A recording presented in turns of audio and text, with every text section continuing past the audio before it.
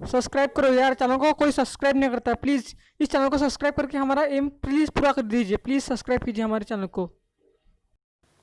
दोस्तों इसमें दो वीडियो डाले हुए, एक वीडियो आपको लगता है कि आपने देख लिया तो दूसरा वीडियो देख लीजिए। दूसरा वीडियो मैं 100% बोलूँगा कि किसने नहीं देखा होगा तो ये वीडियो देख लीजिए प्लीज़, और दूसरा वीडियो देख लेना।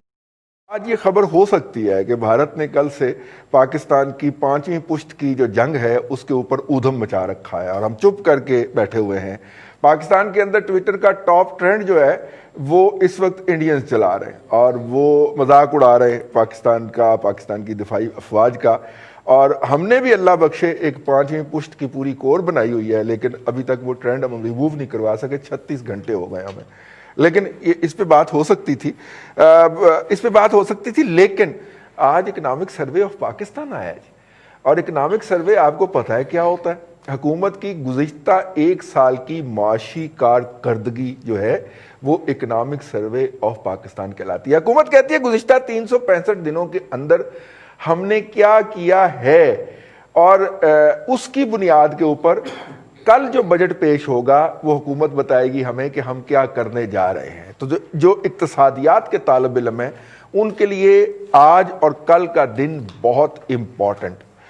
आज हुकूमत ने जो अपनी कारकर्दगी पेश की, मैं इसकी तरफ जाने से पहले आपको गुज़िश्ता साल इसी दिन पे लेके जाना चाह रहा हूं जब हुकूमत ने अपने पहले साल की कारकर्दगी पेश की थी और फरमाया था कि पाकिस्तान की मुआशी शरह नमू यानी जीडीपी ग्रोथ रेट 3.5% रहा है, 3.5% रहा है। और उसके बाद उन्होंने कहा था कि यहाँ से हमारी ट्रिजेक्टरी बड़ी ऊपर को जा रही है और हम जनाब इसको ऊपर को लेके जाएंगे।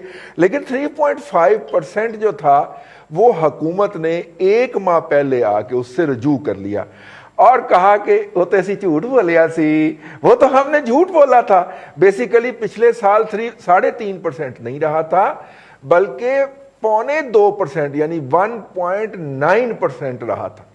तो सॉरी 1.8% रहा था, तकरीबन 1.25% रहा था। तो वो हमने झूठ बोला था क्योंकि हमारी कुछ कलेक्शन नहीं हो सकी थी। 11 माह की कलेक्शन जो है वो हमारी 3500 अरब रुपए से कुछ ज्यादा है इस वक्त। अगर हम टैक्स की कलेक्शन देख लें, टारगेट हमारा कितना था? 5500 अरब रुपया।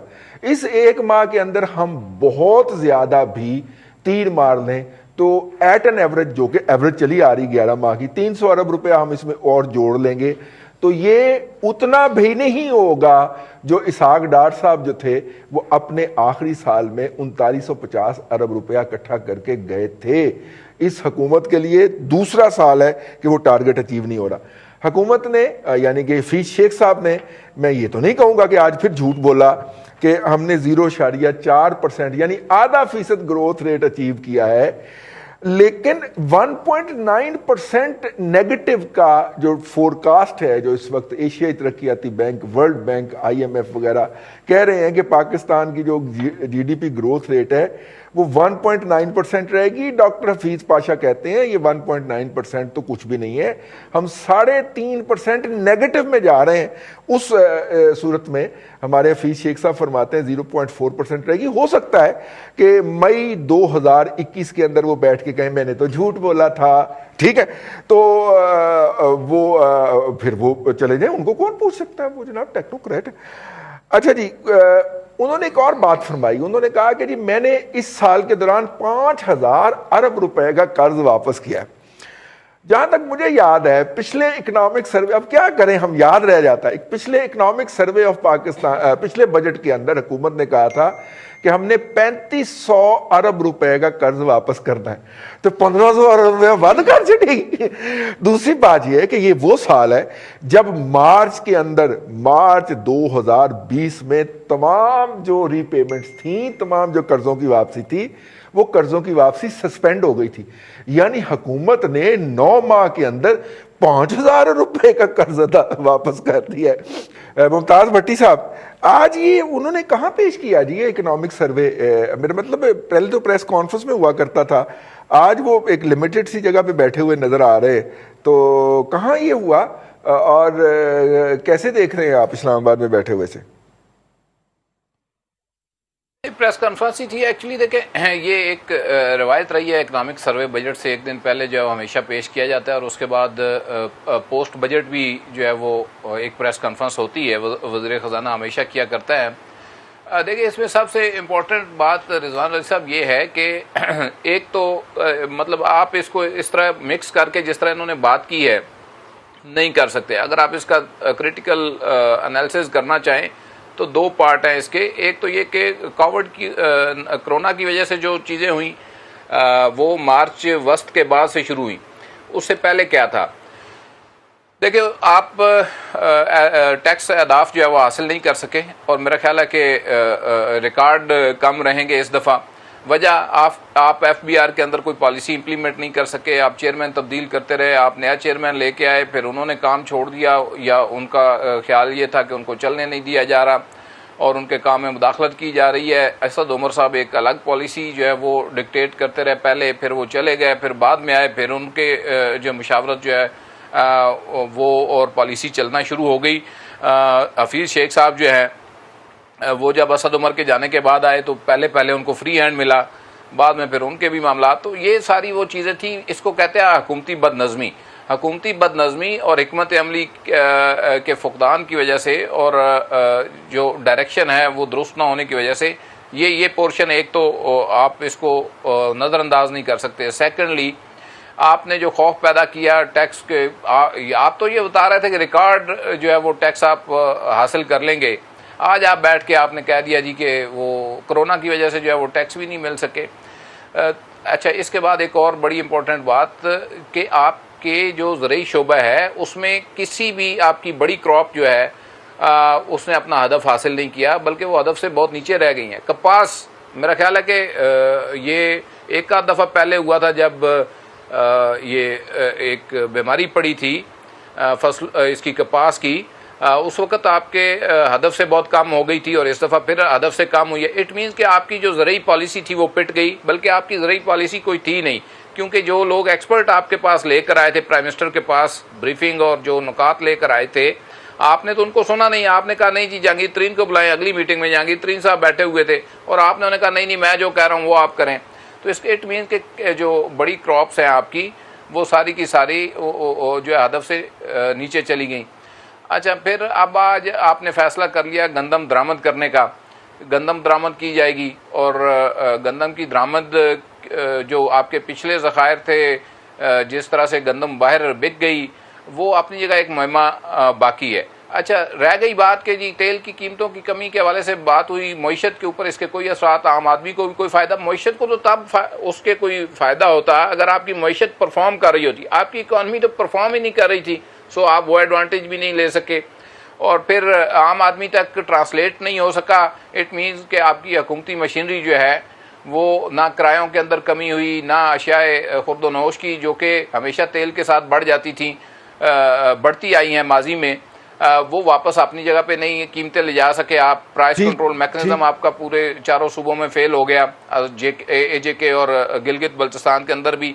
फिर आज आप बैठ के एक बात कह रहे हैं बार बार, और उसके ऊपर जोर भी दे रहे थे कि जनाब ये जो माइनस के हवाले से जो बात हो रही थी कि ग्रोथ रेट आपका माइनस होगा, आप लोगों को आज यकीन दिला रहा है कि माइनस जो है 0.04 तक जाएगा, जबकि जो जितने भी आज़ाद फिगर आ रहे हैं या जो हमारी मईशत के जो माहिर लोग हैं वो कोट कर रहे हैं, वो आपको बता रहे हैं कि ये काफ़ी ऊपर जाएगा, 1.5 माइनस या 1.9 या 2 तक भी जा सकता है। तो इसका मतलब है कि आज भी आप कौम के साथ इस इशू के ऊपर सच नहीं बोलना चाहते।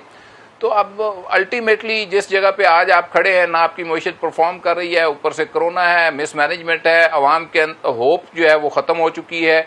ना सिर्फ अवाम होपलेस हैं बल्कि हेल्पलेस भी हो गए। अस्पतालों के अंदर अगर आप जाकर देखें, आप ये रोज़ाना के बुनियाद के ऊपर फिगर जारी करते हैं जी कि इतने वेंटिलेटर हमारे पास पड़े हैं, इतने बेड्स की जो है वो गुंजाइश है, और कोई मसला नहीं है। अमली तौर पे अस्पतालों के अंदर क्या हो रहा है ये आप जाके देखें। इट मीन्स कि आपको ग्राउंड रिपोर्ट नहीं आ रही, आपकी इंतजामिया आपको रिपोर्ट नहीं कर रही। हॉस्पिटल के अंदर बंदा उठा के जाए, वो कहते हैं हमारे पास जगह नहीं है।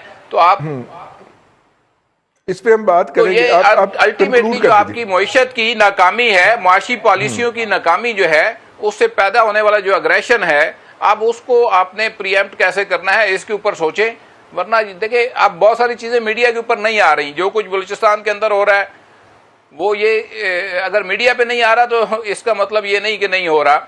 इसी तरह जो अस्पतालों के अंदर हो रहा है अगर मीडिया के ऊपर नहीं आ रहा तो इसका मतलब ये नहीं कि अच्छा परफॉर्मेंस जो आपकी थी मुआशी वो तो आज अवाम के सामने आ गई। वो जो आप बुलंदो बांग दावे करते थे, मैं तो उस मिनिस्टर को ढूंढता फिर रहा हूँ जो कह दीजिए इमरान खान की बरकत से बारिशें शुरू हो गई हैं और चीजें बेहतर होनी शुरू हो गई हैं। तो आप ये किसके खाते में डालना है, इसका भी जवाब आकर दे दें भट्टी साहब। और फिर कॉन्ट्राडिक्टरी स्टेटमेंट देखें। इंतहाई अफसोस की बात यह है रिजवान रईस साहब, आज हमारे प्राइम मिनिस्टर ने ये जोक ऑफ द ईयर है कि आप माइनस ग्रोथ रेट के ऊपर बैठकर आप भारत को कह रहे हैं कि जी आप हमारी पॉलिसी जो है वो वहां पे इम्प्लीमेंट करें जिस तरह से हमने लोगों तक पैसे पहुंचाए हैं, और उसको कह रहे हैं जिसकी फॉरेन रिजर्व जो है वो 2 कंट्रीज से ऊपर चले गए हुए हैं। तो आप उसको बिठा उधर हमसायों को सिखा रहे हैं, अगर आपको कुछ आता है तो यहाँ पे इम्प्लीमेंट करें।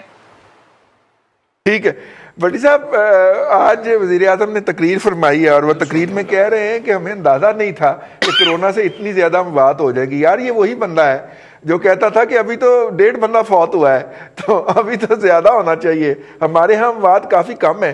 मतलब इन्हें कोई खुदा का खौफ भी नहीं है कि ये इतना खौफनाक किस्म का द्रोहगोई करते हैं। एक वक्त में एक बात कह रहे होते हैं, एन उससे वक्त में दूसरी बात कह रहे होते हैं। जहां तक उस मिनिस्टर की बात है, मैं उसकी वजह ये है रिजवान साहब एक जुमले के अंदर कि उनका जो क्राउड है एक मिनट रिजवान साहब, इनका जो क्राउड है एक जुमले में मैं कहना चाहूंगा, जब WHO पाकिस्तान में कुछ इकदामात को शुरू में सराह रहा था तो ये हर जुमले के अंदर ये मिसाल देते, देखा WHO ने हमारी कितनी तारीफ की है, और आप जब वो वार्न कर रहे हैं तो आप ये कह रहे हैं कि WHO ही गलत है, हम तो ठीक है। तो अच्छा इनका जो क्राउड है वो उस वक्त भी वाह वाह कर रहा था और आज भी वाह वाह कर रहा है। आज भी वाह वाह कर रहा है। क्राउड को कोई फर्क नहीं पड़ना, मुल्क जहां से जहां मर्जी चला जाए।